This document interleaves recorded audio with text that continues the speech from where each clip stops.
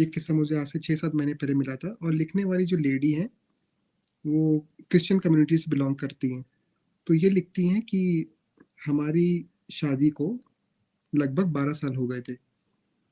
तो इनके जो हस्बैंड हैं, उनको एक क्रोनिक डिसऑर्डर से डायग्नोज़ किया गया और लगभग इन्होंने एक्सेप्ट कर लिया था क्योंकि बहुत टाइम से वो बीमार चल रहे थे।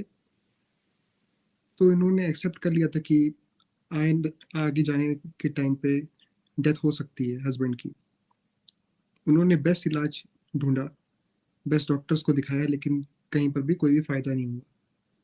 एक दिन ऐसे ही ये लोग बैठ के बातें कर रहे थे तो ये टॉपिक निकला कि आखिरी टाइम में किस टाइप के राइट्स उनके हस्बैंड चाहते हैं। क्या वो बरीड होना चाहते हैं या फिर वो क्रिश्चियंस रिचुअल्स के अगेंस्ट जाके क्रीमेशन की विधि को अपनाना चाहते हैं। हस्बैंड ने उनके उस समय कोई जवाब नहीं दिया उनको। एक दिन अचानक रात को बीच में उठते हैं उनके हस्बैंड, 2-3 बजे का टाइम था और वाइफ को जगाते हैं वो। वाइफ को बोलते हैं कि सुनो, मुझे कुछ ज़रूरी बात तुमको बतानी है। वो बोलते हैं कि जब मैं मरूँ तो मैं चाहता हूँ कि मुझे क्रीमेट किया जाए, बरी नहीं किया जाए। मेरी बॉडी को जलाने के बाद जो उसके अवशेष बचेंगे, उसमें से वो खोपड़ी ले लेना और ये मेक श्योर करना कि मेरी जो बॉडी है वो पूरी तरीके से जले ना। मेरी खोपड़ी को लेके उसे अच्छी तरीके से साफ करवा के उसे घर के जो लिविंग रूम है उसके मैंटल पीस पे रख देना। मेरी बॉडी का जो बचा कुचा हिस्सा है, जो धड़ है, उसकी हड्डियाँ जो है वो निकलवा के कुछ स्पेशल प्लेसेस हैं जहाँ पे हड्डियों को निकाल के, मांसपेशियों को निकाल के उनसे कुछ बहुत प्रेशियस जेम्स बनाए जाते हैं ह्यूमन बॉडी के रिमेन्स से।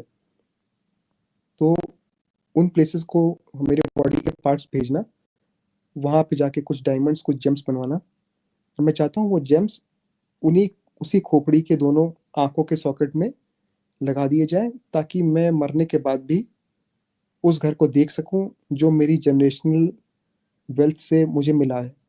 पीढ़ी दर पीढ़ी वो घर उनको हैंडओवर हुआ था और वो उस घर से बहुत प्यार करते थे जहाँ पे वो रहते थे। तो वो चाहते थे कि मैं मरने के बाद भी इस घर में एक तरीके से बना रहूँ, इस घर की निगरानी करता रहूँ।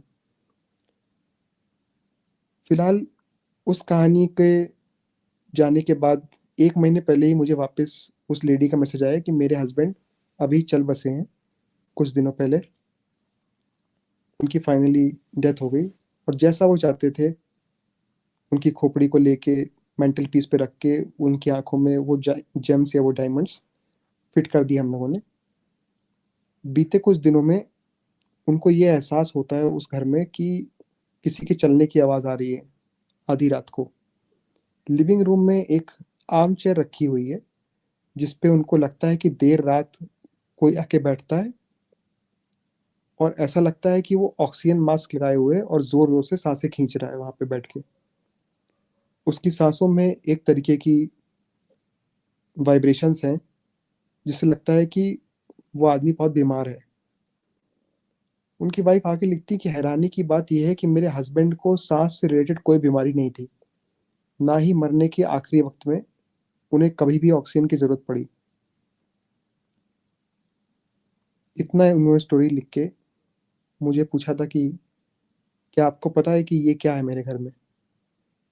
मैंने बोला कि मुझे इसका कोई आइडिया नहीं है, लेकिन जो भी है ये मुझे नहीं लगता कि ठीक है, क्योंकि अगर आपके हस्बैंड की आत्मा होती या कुछ होती, तो इस तरीके के इंडिकेशंस ना मिलते आपको। अभी मैं उनसे कुछ दिनों पहले वापस बात किया, तो वो बताती हैं कि ये चीज़ें अब दर-बदर बढ़ती जा रही हैं और अब उन्हें उस घर में सेफ नहीं लग रहा है। तो अब ये क्वेश्चन मैं अपने कम्युनिटी मेंबर से करना चाहूँगा कि क्या आप चाहते हैं कि मैं उनको सजेस्ट करूँ कि वो घर या तो सेल कर दें या उस घर से मूव आउट करके कहीं और रेंट पे जाके रहें? तो ये थी वो किस्सा जो मुझे लेडी ने भेजा था।